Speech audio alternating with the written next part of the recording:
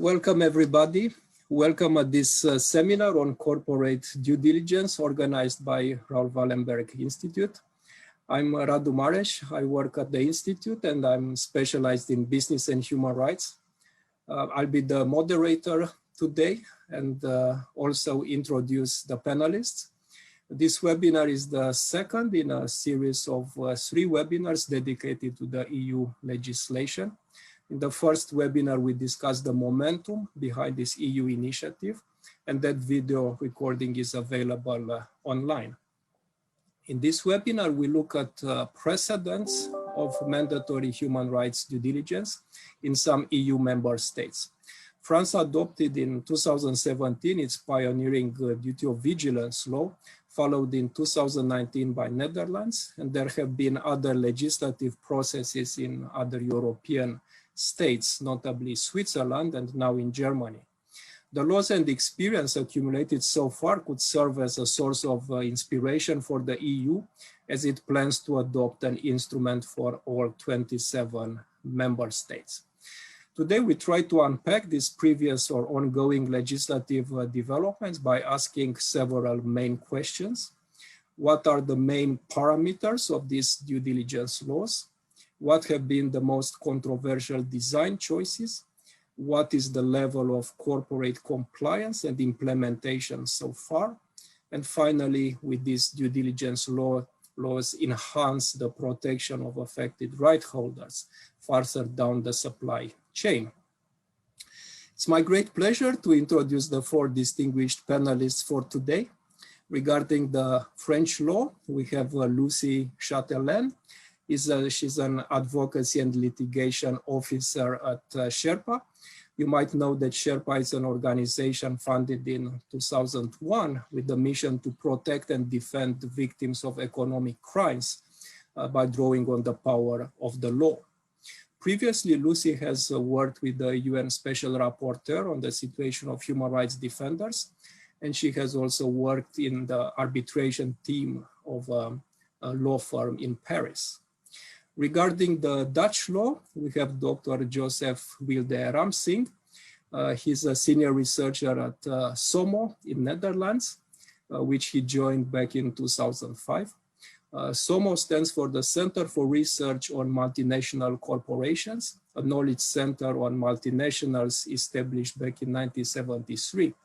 And it provides services to non-profit organizations and the public sector. Joseph researches the impacts of corporations in the energy, extractives, and public services sector. We move on to the German legislative process, where we have Dr. Daniel Heilmann. He works at the Max Planck Foundation for International Peace and the Rule of Law in Heidelberg, Germany. He's head of projects there, and he designs and implements legal capacity building and awareness raising projects in many parts of the world.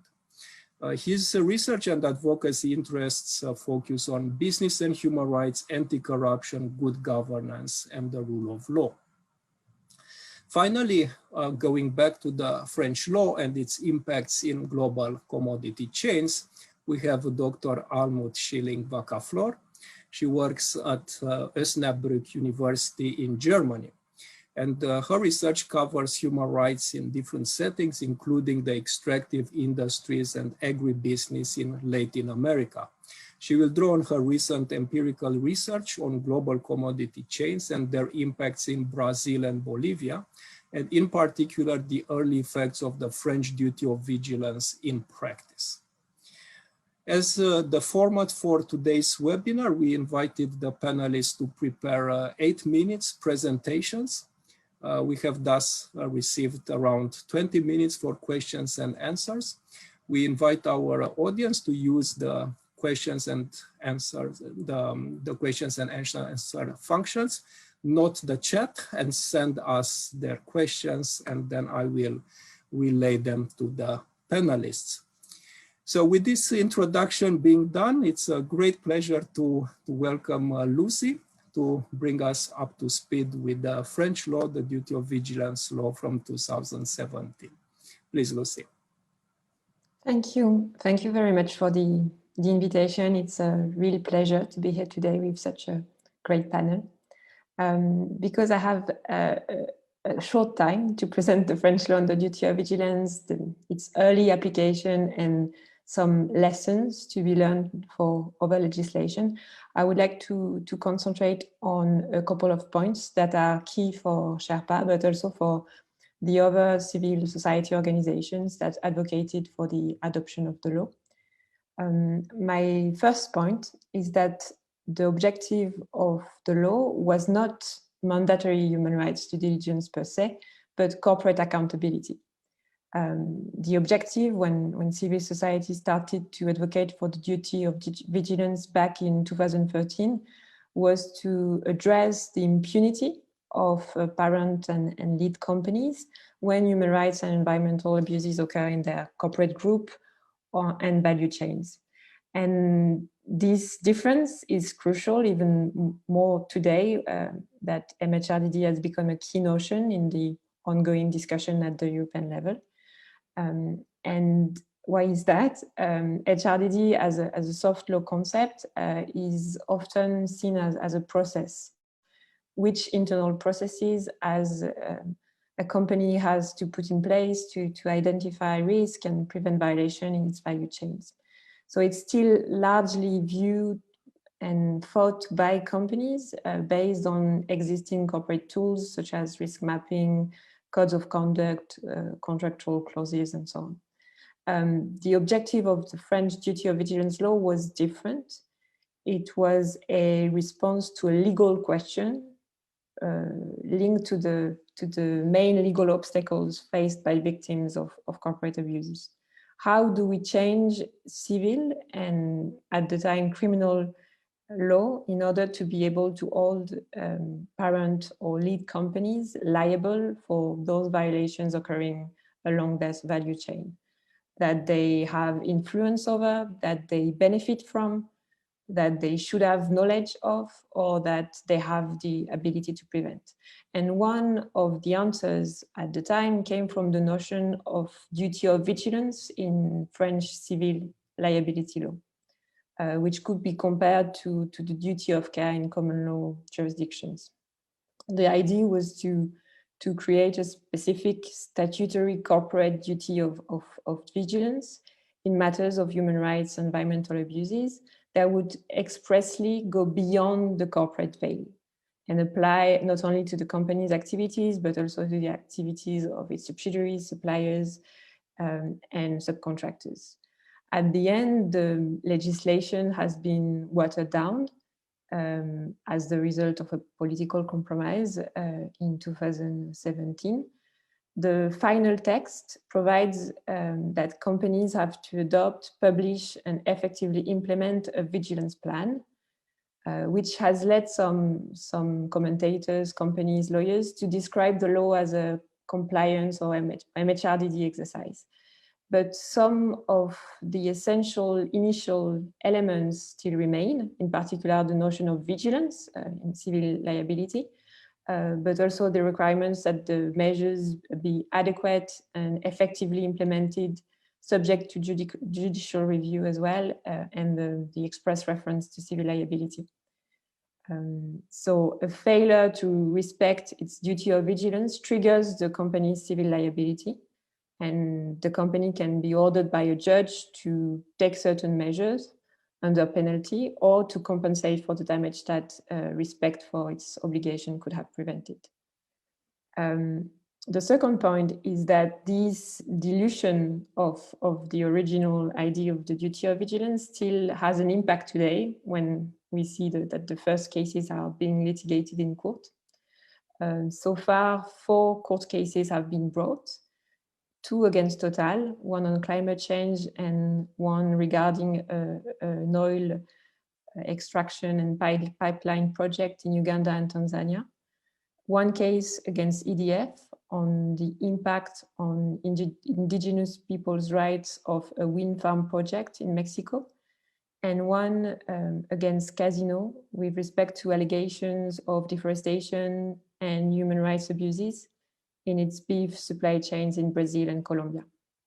So although those cases touch upon different human rights and impacts, the line of defense used by companies so far have been quite similar.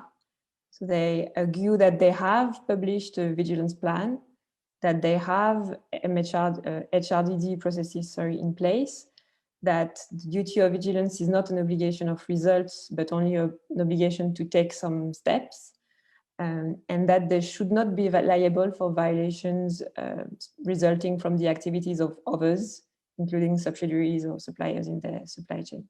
So in short, the defense of companies so far is that duty of vigilance is only about putting in place processes and reporting on them. And it's likely that the whole judicial debate will revolve around the judge's power to concretely assess the measures put forward by companies, to decide whether they're sufficient, whether they're indeed adequate and effectively implemented, whether violations could have been prevented if the companies had taken other measures. And for us, these early judicial debates, because it's still very early to draw lessons, but these early judicial debates are probably the main lesson to be learned from the French law at the moment, when it comes to discussions in other countries or at the EU level. And it might be also because MHRDD might mean different things to different actors.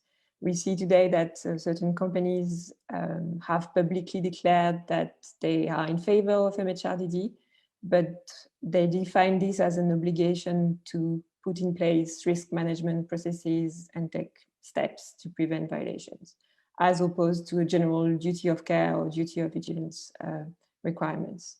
And for the moment, we see that a lot of the discussions at the EU level are presented from the perspective of companies under the Sustainable Corporate Governance Initiative. We see that due diligence is understood as a list of processes such as audits, codes of conduct, by reference to guidelines, by reference to corporate grievance mechanisms, and so on.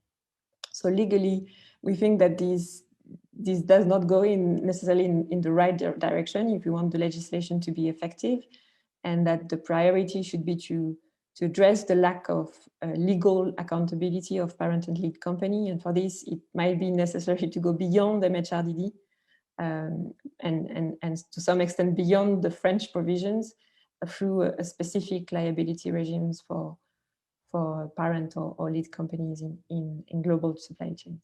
Thank you. Thank you, Lucy, for bringing us up to speed with these developments. Interesting to hear there are 4 cases already. Any of them has been decided on the merits final judgment. And maybe a quick other follow-up question is whether you have a sense how many companies have published their duty of vigilance plans, and what's your take on the quality of those plans? That's a lot of questions. So the first question, there hasn't been a decision on the merits yet.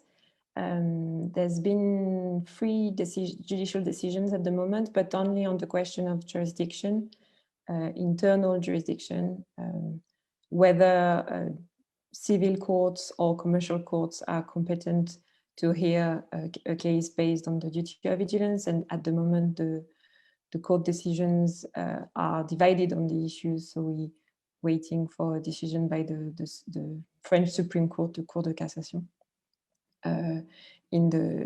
before the end of the year, probably. But already in this discussion on jurisdiction, you can see some judicial debates about what duty of vigilance is about. Is it only a corporate management issue, which would justify the jurisdiction of commercial courts, or is it broader than that and will fall within the competence of the civil courts? On your other question, so there's no public list of companies covered by the law. It's restricted in terms of its scope of application, because only companies with which have more than 5,000 employees in France or 10,000 worldwide, are covered by the law. And it's not a public information. So at the moment, we don't know exactly which companies are concerned or not. We tried with another organization called the CCFD to draw a list of companies that seem to meet those thresholds based on public information. And last year, it resulted that more than 27% of companies that seemed to be concerned had not published a vigilance plan. So compliance is not ideal, but this is mainly linked as well to the lack of transparency and clarity as well in terms of application scope. Indeed. Maybe the government should create a register with the companies covered by this law, so it's easier for Sherpa and yourself to keep track of who's complying and who's not.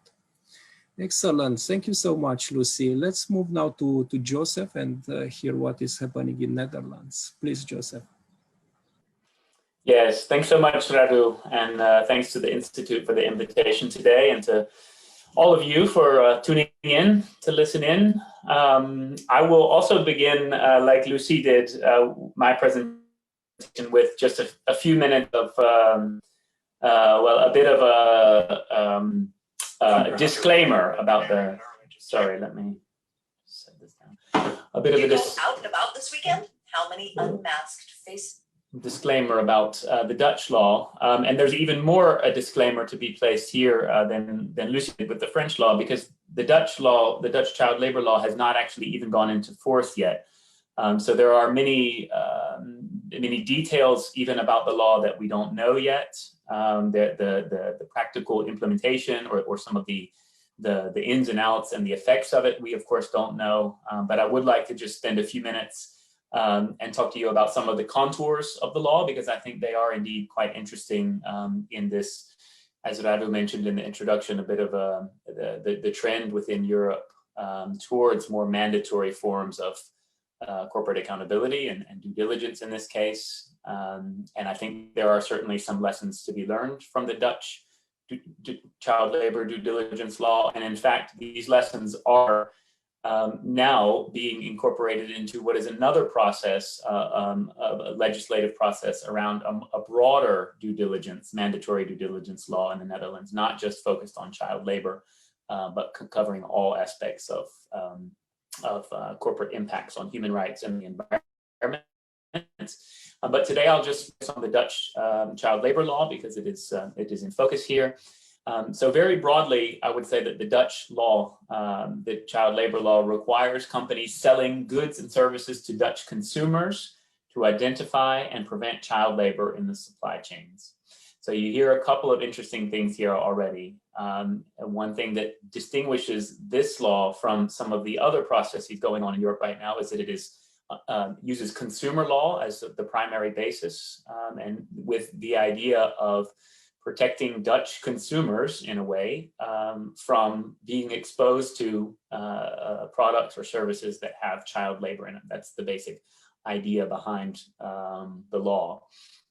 And so what it does is it introduces a duty of care on companies to prevent child labor being used in their goods or services. And this includes both the company's own activities, their own production facilities, for example, as well as the supply chains, another interesting element there.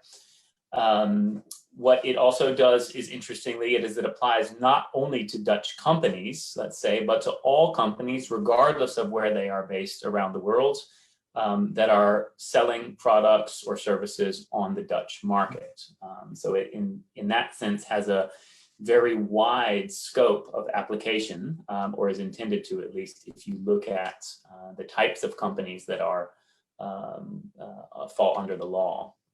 The way that the law proposes to go to work is that it will require companies to determine whether there is a reasonable suspicion that one of their products or services involves child labor somewhere in the supply chain.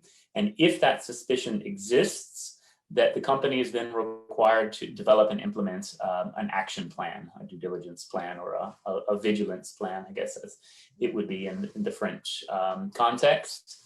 And then to publish that plan, both on their own websites, but to certainly, at the very least, file it with a public regulator, which will then make the plans public. And so already here, you hear another somewhat interesting aspect, or different aspect, perhaps, certainly compared to the French law, is that the Dutch law does have foresees the creation of a regulator within the government to enforce the law.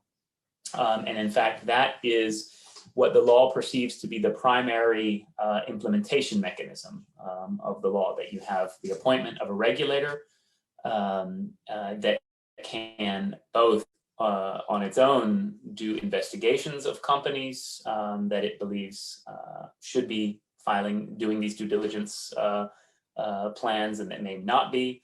But it can also receive complaints from victims or from consumers and from stakeholders. The way, again, it's sort of got a unique mechanism, or it foresees somewhat of a unique mechanism that the people who are interested in filing a complaint against a company are supposed to first file their complaint with the company itself. And then if the company either fails to respond or responds insufficiently within a period of 6 months, it stipulates a complaint can be filed to the regulator by the victims or the civil society organizations using the law.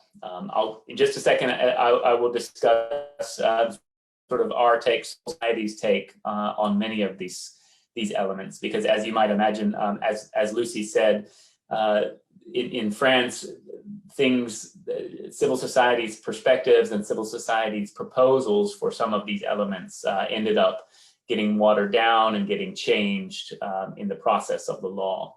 So what we've got there is in fact something that is not necessarily what civil society at least would want to see, but that's what's there for now.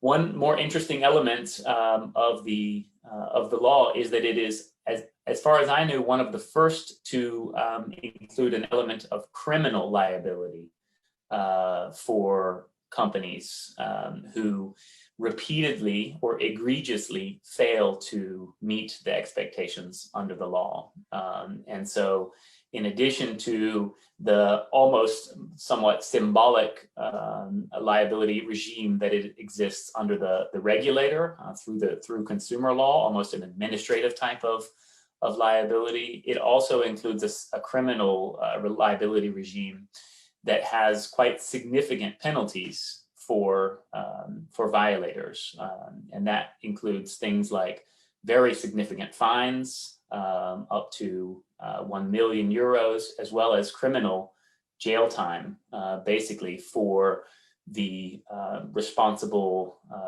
board members, managers and board members. And again, this is if sort of by a repeated fine. And that is the economic liability regime is anchored in the Economic Offences Act. So it's basically what the Dutch classify as an economic crime. And so these few different interesting elements are on the books now. I'm just running through to see, again, there's obviously, compared to the French duty of vigilance law, there's a very strict focus on child labor only being the only, let's say, human rights abuse or human rights impact that is covered by the law. And that it's got this sort of multiple liability regime where the focus is on administrative liability under with the regulator and under consumer law, and then a criminal liability element for multiple repetition. There is a civil liability element only in the sense that there is a provision in the Dutch civil regime that if any breach of any law by a company or an individual can result in the possibility of filing a civil case within the Dutch court system. But this is not really explained very much at all in the law, and it's not even really paid much attention to in the law itself. But much of that detail will need to be worked out. And then just to close off this initial presentation, the current status is that the law was adopted back in 2019. So it's been almost 2 years now since the law was adopted by the Dutch Parliament. But the Parliament at the time gave the government some time to develop the implementation orders. It was a law that did not have the implementation orders or the specifications in it other than what I have just mentioned to you, but many of the details about, for example, which authority, which public regulator should be the one to take up to be the regulator for the law, how exactly it should go about doing its public enforcement actions. These details were all left to the government to develop at a later date. And the Dutch government is now, at the moment, in the process of developing those orders. They're calling them building blocks. There is again, as I mentioned at the outset, there's an interesting dynamic because in many ways, both civil society, but also government and even corporate actors are expecting that with the progress on a broader due diligence law in the Netherlands, there might actually be either a repeal of the child labor law or some sort of incorporation of the child labor law into a more broad law. But what the government is doing is developing these building blocks that they hope will be used either for the implementation of the child labor law, if that goes ahead, but that could in theory also be used for a more general mandatory due diligence law. I'll just leave it at that to stay within the time for the opening session. Thank you, Joseph. Good updates and very clear. And also thanks for drawing parallels with the French law. It's different legal designs, and maybe we can unpack them a bit further during questions and answers. Let's move now to Daniel to understand what's happening in Germany. Yeah, thanks a lot, Radu. I'll give a quick overview on the status of the German mandatory human rights due diligence legislation, the so-called Sorgfaltspflichtengesetz in German. Maybe first some background. The whole initiative is based on the German National Action Plan on business and human rights. And in that context, there were 3 surveys, basically questionnaires for companies. And the results of the survey was that only 13 to 17% of German companies comply with the UN guiding principles, and another 10 to 12% are on their way to complying. So that basically means that roughly 3 out of 4 companies, German companies, don't do enough regarding their human rights responsibilities. And then the government decided that mandatory legislation is needed now, and there were quite hard negotiations within the government, the cabinet, between the different ministries, and a compromise was only reached in February this year, after the chancellor intervened herself, and now we have a draft law available since March. And this has already passed through the first reading in the Bundestag, the German parliament. And the final vote on the floor of the Bundestag is expected this Thursday, so in 3 days' time. But for now, there could still be some changes to the draft because there's still a lot of lobbying going on behind the scenes. And it's still before the relevant committee, but I think more or less the draft we have now probably will be the one that will be passed and enacted later this week, hopefully. So that being said, let's look at the content of the draft law and the scope of the legislation. First of all, the law will be applicable in the initial stage only to companies with at least 3,000 employees, starting in 2023. From 2024 onwards, it will also be applicable to all companies with more than 1,000 employees. This includes all employees of a company, its subsidiaries, and also temporary workers. They are all to be counted. The seat of the company, statutory or administrative seat, must be in Germany, or Germany must at least be the principal place of business of the company. So that means that the law will not be applicable to foreign companies. Regarding liability, there is no criminal liability envisioned, neither individual or company criminal liability. The reach of civil liability is also not completely clear, and the formulations in the draft law are quite vague. And the business councils, this is one of the major criticisms of the law, that the draft law does not really spell out in detail the civil liability enough. But it is clear that NGOs and also labor unions will be allowed to sue on behalf of the victims. But the general main enforcement tool will be on the administrative level. And the enforcement of the law will lie with the Federal Office of Economics and Export Control, which is under the Ministry of Economic Affairs. And then companies must give all information and all relevant documents to the federal office, including also their supply chains. And if they violate the responsibilities under the law, the responsibilities to which I will come in a minute, then the maximum fine envisioned under the law, under the draft law so far, is 2% of the annual turnover worldwide. So this is quite substantial, especially when you think of the big German companies which have a turnover in the tens of billions.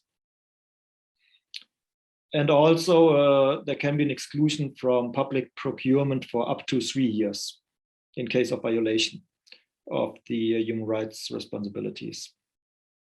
Now, let's have a quick look at the human rights risk management system that the draft law envisions for companies. So first of all, the company must assign responsibility. There must be a designated human rights officer. It doesn't need to be called human rights officer, could be the compliance officer or CSR officer, but it must be clear who has the responsibility within the company for the implementation of the risk management system. And then there must be a comprehensive and regular risk analysis. Regular means annually it must be carried out. And the human rights risks are also quite explicitly mentioned in the draft law. And they are based on the UN conventions, the ICESCR and the ICCPR, and the ILO conventions, the core ILO conventions. So it's quite a broad catalog that is explicitly spelled out: child labor, forced labor and slavery, disregard for occupational safety and health protection, freedom of association, adequate wages, no unlawful eviction or land grabbing, no excessive use of force by security services. And also some environmental risks are included in the legislation, but these environmental risks must be linked to human rights violation. And this happens through the to the right of health. So health hazards related to the use or production of mercury, relating to the 2013 Minamata Convention, or health hazards related to persistent organic pollutants, are explicitly mentioned environmental risks under the draft law, and companies also have to analyze these risks on a regular basis. Then there must be a policy statement formulated by the company and adopted and supported by the management board. And there must be remedial action. There's the duty to prevent and minimize the violation, obviously. And ultima ratio is the termination of the business relationship. But the general principle is empowerment comes before withdrawal. And there must also be a complaint procedure must be established either in-house on the company level or participation in external multi-stakeholder mechanisms may also be enough. And finally, as I already said, there's documentation of all the steps that I mentioned and an annual reporting on the implementation of the law required by the company. I think I'm already over the time a little bit, so I'll stop here. Maybe a short summary. I think the draft law is a first good step for Germany. It's quite progressive, and I think it will also be important precedents for other countries in Europe and also for the EU initiative on mandatory human rights due diligence, which most probably will even go further than the German draft legislation. But as I said in the beginning, I think for now, for a few more days at least, we will have to wait and see if the law is finally adopted in the form that I just explained by the German Bundestag. Thanks. Excellent, Daniel. Thanks for the precise presentation. Just one follow-up question regarding the coverage of supply chains. Is there clarity how deep the companies are expected to look into the supply chain beyond the first tier, or what's the limiting principle, if any? Yes. Well, the due diligence standard is the company and its business units itself and the first tier suppliers. But indirect suppliers, so lower in the supply chain, are also covered. And so, for example, the complaint procedure must be accessible throughout the whole supply chain to the very beginning of the supply chain. And companies also need to conduct a new risk analysis whenever they introduce a new product, a new project, or a new field of business. So this also has to go down through the whole supply chain. And finally, also one paragraph speaks about substantiated knowledge of possible violations or infringements. And if a company becomes aware of that, has substantiated knowledge of a violation of human rights further down in the supply chain beyond the first tier supplier, then it's also mandatory to carry out an investigation, analyze, and of course prevent these risks for the future. So it does go beyond the first tier suppliers to some extent. Thanks a lot, Daniel. Talking of supply chains, commodity chains, nobody can enlighten us better about what's happening down in the supply chains than Almut, who has been looking very closely at these issues. So Almut, please share with us some of the recent findings from your very interesting research. Thank you very much, Rado, for the invitation and for your kind words. I think this has been a very interesting webinar, and I already learned a lot from the previous speakers. So thank you also for that. As we have already learned, the French duty of vigilance law has been an important model for other due diligence laws that are currently under discussion elsewhere or that have already been adopted. And therefore, I think that it is very important to ask the question to what extent it has actually contributed to hold corporations into account for the negative impacts of their subsidiaries or their suppliers. And I have been working for many years in Latin America with local communities, indigenous peoples, and smallholders. On the one hand, in the people affected by the oil and gas business in Bolivia, and on the other hand, the communities and family farmers affected by the soy and beef sector in Brazil. So among the impacts caused by these global supply chains have been a loss of land, reduction of the access to water, to livelihoods, divisions of local communities, and the contamination of local environments. So today I would like to ask, what are the potentials and limitations of the French duty of vigilance law to address such impacts in global supply chains? Last year, together with my colleagues, we organized a workshop and several meetings with NGOs and grassroots organizations in Brazil. And we found that in general, these organizations support very strongly the adoption of stringent due diligence laws from Europe. And also in other Latin American countries, there is a very big dynamism with regard to the topic of due diligence and corporate accountability. So the topic is quite high on the agenda. So for instance, there are ombudsperson offices in Latin America organizing in countries like Peru, Bolivia, or Colombia, organizing trainings and workshops. And also new platforms have been created to exchange information on this issue. So we can see that many civil society organizations, also from Latin America and the Global South, see human rights due diligence as a measure that gives visibility and legitimacy to their struggles for human rights and environmental justice that often occur in very difficult contexts. And as Lucy already explained, the French law covers companies beyond the specific threshold of employees. So in the case of the oil and gas companies in Bolivia, from the broad range of transnational companies operating there, such as Repsol, Petrobras, or British Gas, the only company that is covered by the law is Total, because it has its headquarters in France. In the case of the soy and beef sector, I have been working together with my colleague Maria Therese Gustafsson from Stockholm University.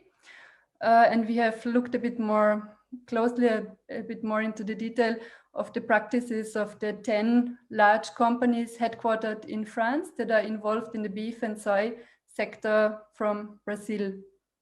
So from these 10 important companies, only 4 have submitted their vigilance plans to date until now.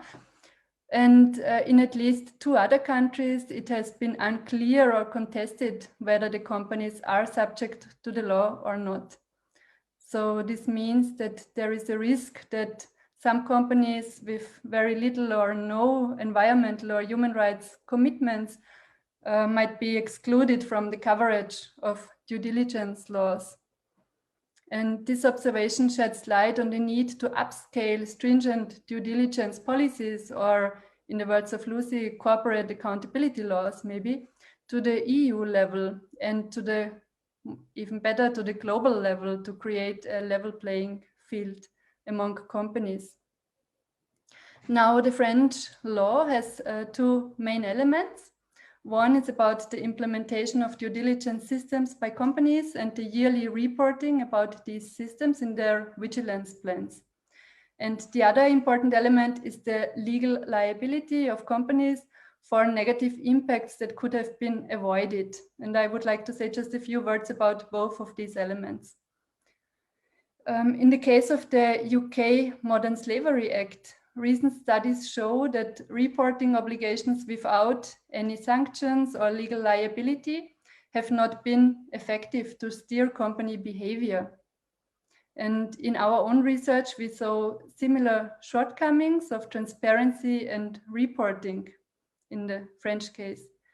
So we analyzed the vigilance plans from Total and from the companies involved in the soy and beef supply chains from Brazil.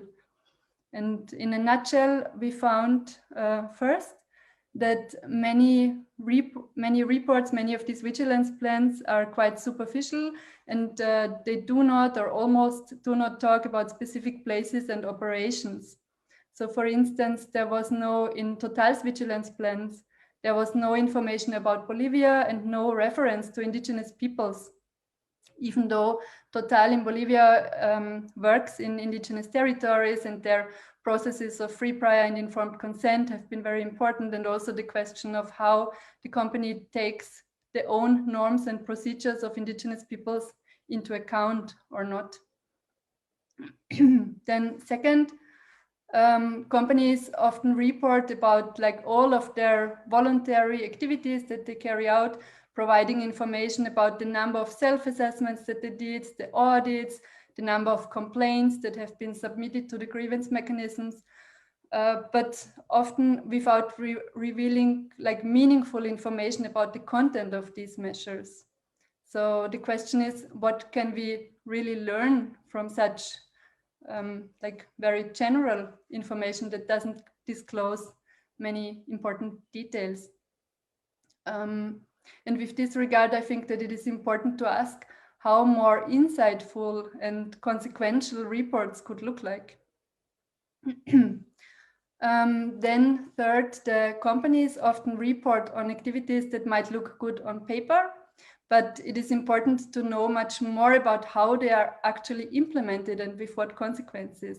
So Total writes about its stakeholder management, which is supplemented by a network of mediators with local communities.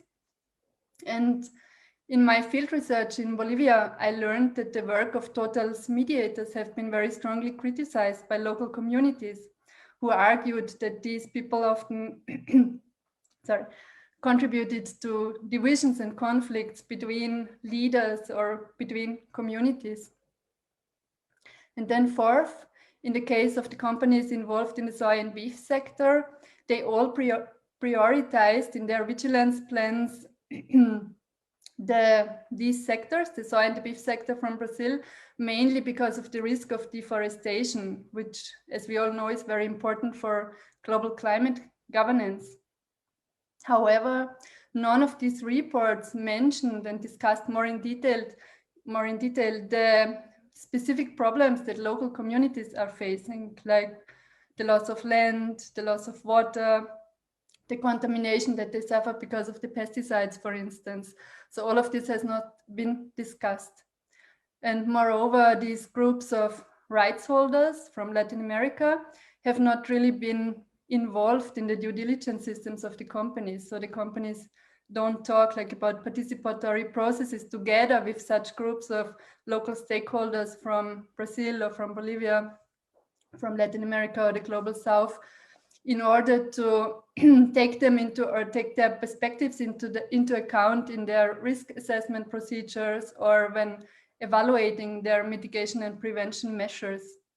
So here we can see the risk that reporting might contribute to visibilize a few very salient problems that might be also high on the global agenda, while at the same time other important impacts that are very important for local communities, smallholders, etc., can shift into the background and might remain unaddressed.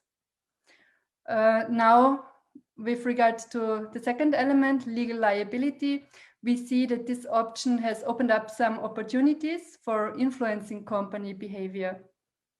NGOs working in this area told us that some companies tend to take civil society pressure more seriously, because these companies now know that there could be legal repercussions if they just ignore important points of critique.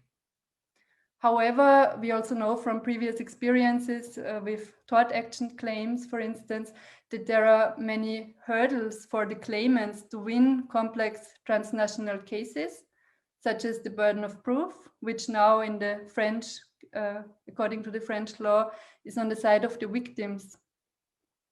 And in addition, as Lucy already said and explained, we need to see how French courts will interpret the company's duty of vigilance law and how this will influence the effectiveness of the law to hold companies accountable. And now I want to finish with an optimistic thought, and I hope it's not only like wishful thinking. Lawsuits in France have been embedded in broader political strategies to challenge company behavior and systemic problems. And this might lead to broader transformations through changes in public discourse and media that might go beyond the influence of single lawsuits, especially if this does not only happen in France, but also in many other places, as we are currently observing in European countries, but also in Latin America and elsewhere. Thank you. Thank you, Almut. And I have a follow-up question to you and Joseph. Actually, we saw that the peculiarity of the Dutch law is that it applies to foreign companies eager to export on the Dutch market. And arguably, their access can be restricted. And I would imagine this application of extraterritorial law might create some sensitivities with exporting states, with governments that might fear protectionism in one form or the other. So the question for Joseph would be, have you detected any sensitivities like this in the Dutch child labor law context, and whether there has been any process of consultation with exporting states to address such sensitivities? And Almut, you said that civil society groups welcome this French due diligence law because it increases their visibility and legitimacy there. But have you detected other concerns from local businesses, from local politicians? Yeah, should I go first? Yeah, the Dutch, there certainly have been a lot of discussions about this, both within the Netherlands, and the Dutch government has also been doing some consultations, I think at the governmental level, with governments like India and some others around the world. And there's a big debate now going on. In fact, I don't remember it coming up that much during the passage of the child labor law. Was kind of a strange fluke of a process almost in the parliament. But now there have been a lot of discussions about the general mandatory due diligence law, and a lot of discussions about the Rome statutes and which law applies. And so there certainly have been quite a few discussions within, organized by the Dutch government, consultations organized by the Dutch government. And we as a civil society groups have also been trying to really feed in the perspectives of civil society groups in producing countries as well to feed into the debate in that way. But it is certainly, I mean, because and maybe that's going back to which law regime the child labor law is under, and it being under consumer law, there are some different tools, I think, that the government has at its disposal in terms of regulating what happens to the rights, let's say, of Dutch consumers compared to others. But will be a challenge, I think, still, and an interesting point of debate going forward in the mandatory due diligence, but the general mandatory due diligence law being negotiated now. Okay, so I can continue. From what I saw from Brazil is that there has been a lot of resistance and critique from the side of different state institutions in Brazil towards attempts to raise sustainability standards from Europe. So we have seen that very clearly in the negotiations already about the free trade agreements, where the Brazilian government argued very strongly that they are reluctant to accept conditionalities on the imports from Europe.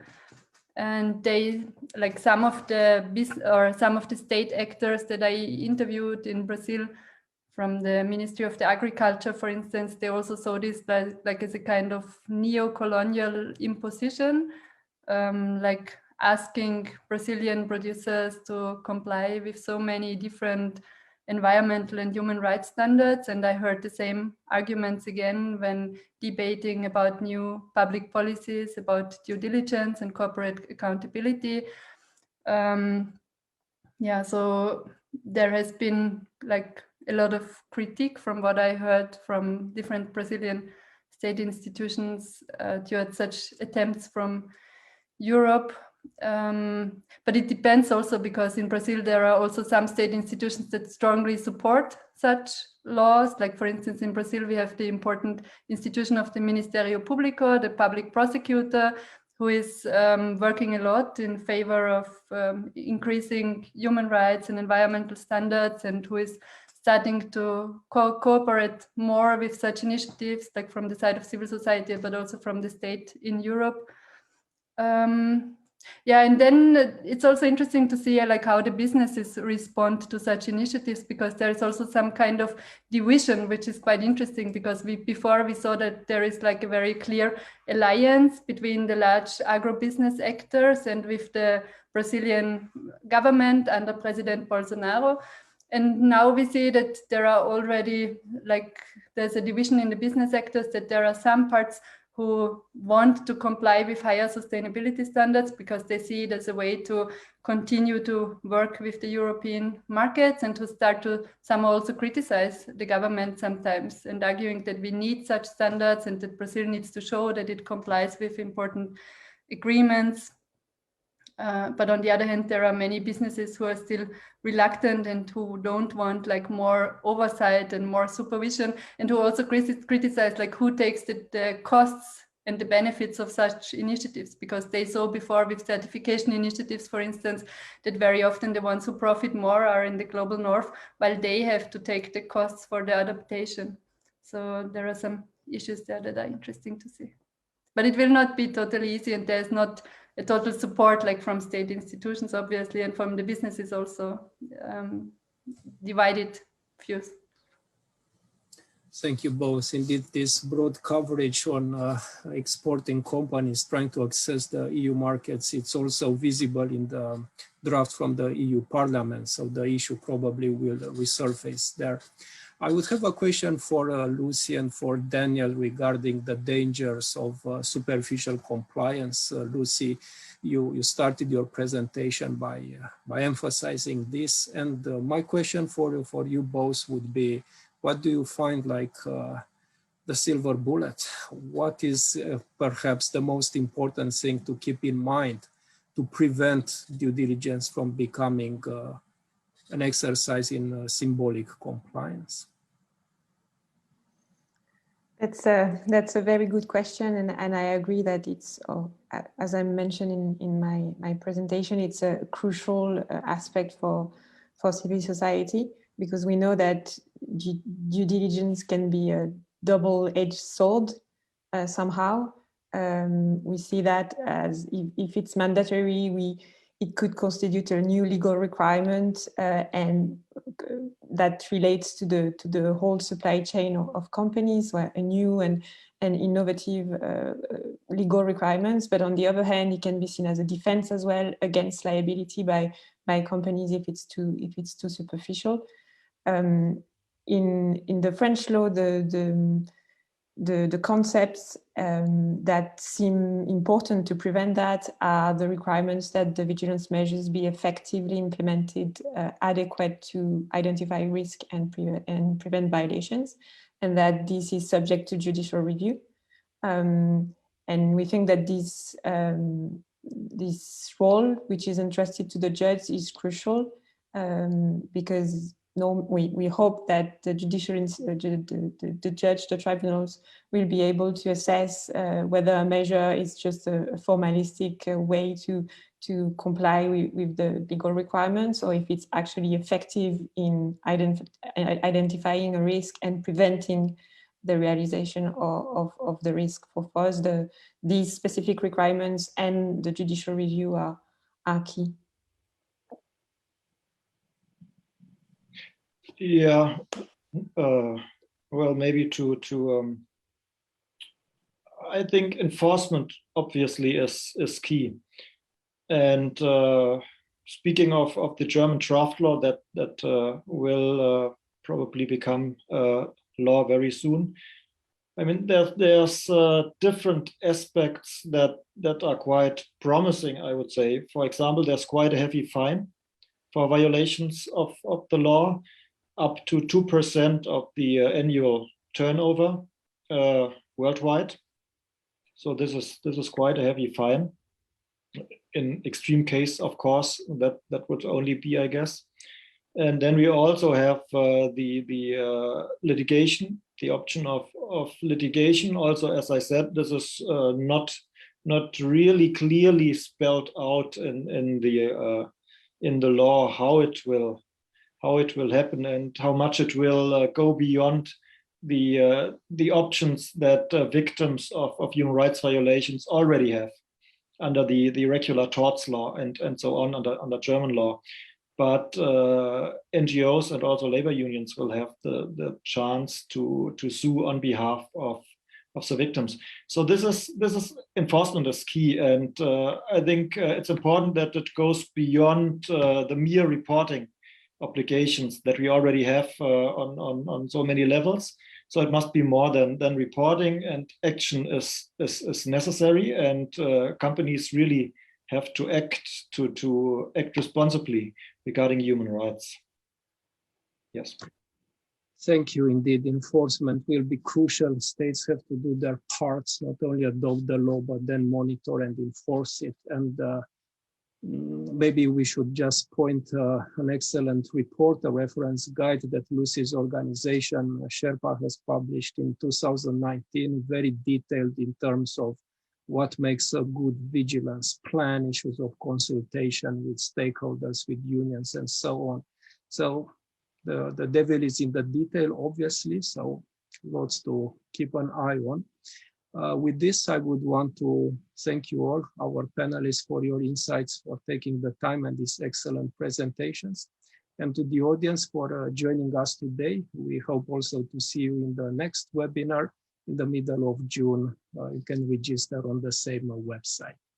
So with this, that's the end of the webinar, and we wish everybody an excellent day. Bye-bye.